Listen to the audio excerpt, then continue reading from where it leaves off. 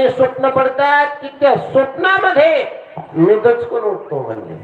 मग म्हटले काही नाही, लोखंड उशाला घेऊन झोपा, काय का नाही, त्या ठिकाणी सुरी उशाला घेऊन झोपा, हे पहिलं लोक सांगत होते. पण ऐका, जर तुम्हाला स्वप्न पडू लागले, भयंकर स्वप्न पडू लागले, ज्यामध्ये भूत प्रेत पिशाच स्वप्नामध्ये येऊ लागले, तर त्या टायमाला म्हणते जो लावणारा भस्म आहे ना, तो भस्म असा असणारा आपल्या कपाळावरती लावावा, आणि जो आपल्या चुलीमध्ये भस्म निर्माण झालेला, चुलीमध्ये जी राख निर्माण झालेली आहे, ज्यामध्ये अग्निदेवता अन्नपूर्णा मातेला सहकार्य करत होते ना, तर त्या अग्निदेवतेपासून जी काष्टा त्या ठिकाणी जळलेली आहे, त्या काष्टीची एक चिमूट त्या असणाऱ्या पाण्यामध्ये टाकायची आणि त्या असणारे ग्रहण करायचे. म्हटले महाराज आमच्या चुली गेल्या आणि आता गॅस आले, की नाही, आता कशाची राखाई म्हटले, की नाही, आता राखाय शिल्लक राहिले.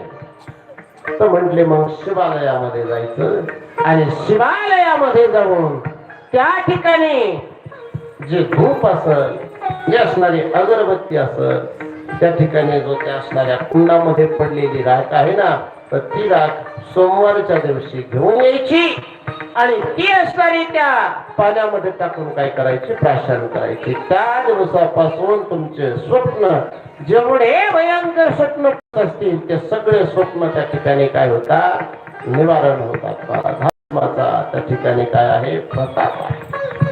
त्यानंतर महाराज सुतजींना शौनकादी ऋषी प्रश्न करतात. म्हटले महाराज, जो भगवान शंकर जो रुद्राक्ष माळा धारण करतात, या रुद्राक्षाचा मला काय करा, महात्म्य सांगा.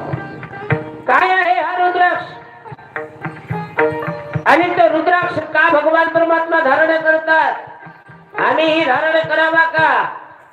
रुद्राक्षाला कोण कोण धारण करू शकते, कोणा कोणाला अधिकार आहे म्हणले रुद्राक्ष धारण करण्याचा?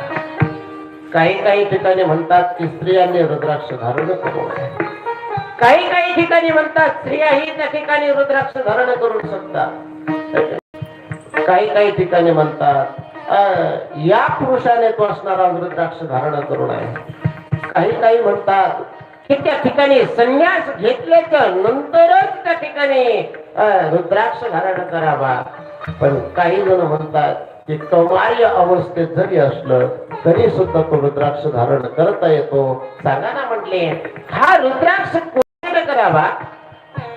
या रुद्राक्षामध्ये धारण करत असताना याला त्या ठिकाणी म्हटले महाराज अभिमंत्रित कसं करावं, याला सिद्ध असं असणार कसं करावं म्हटले, सांगा म्हटले आम्हाला. हा रुद्राक्ष कसा प्रगट झाला, या रुद्राक्षाची आम्हाला थोडी माहिती सांगा.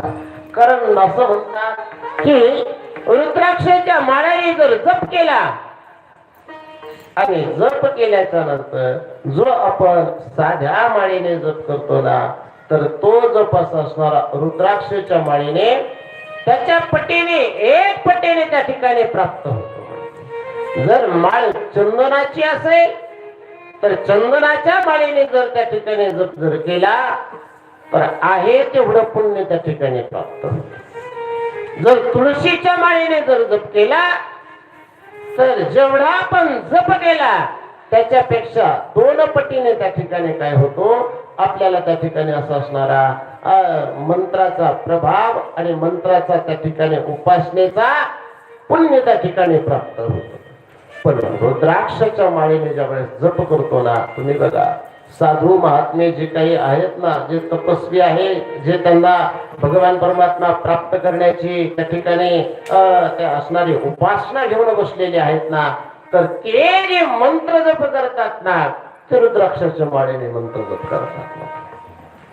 आणि मंत्र जप करत असताना का रुद्राक्षाची माळ घेतात, तर म्हटले रुद्राक्षाच्या माळेने जेवढा जप केला तेवढा असणारा 10 पटीने असणारा त्या ठिकाणी काय होतंय की ते असणारा पुण्य त्या ठिकाणी प्राप्त होत. म्हणले जपाच्या माळीमध्ये किती मुखी रुद्राक्ष असावा, गळ्यामध्ये धारण करायचा किती मुखी रुद्राक्ष असावा, आणि हे सगळे किती मुखी रुद्राक्ष आहेत ते आम्हाला सांगा. महाराज श्री शौनकादी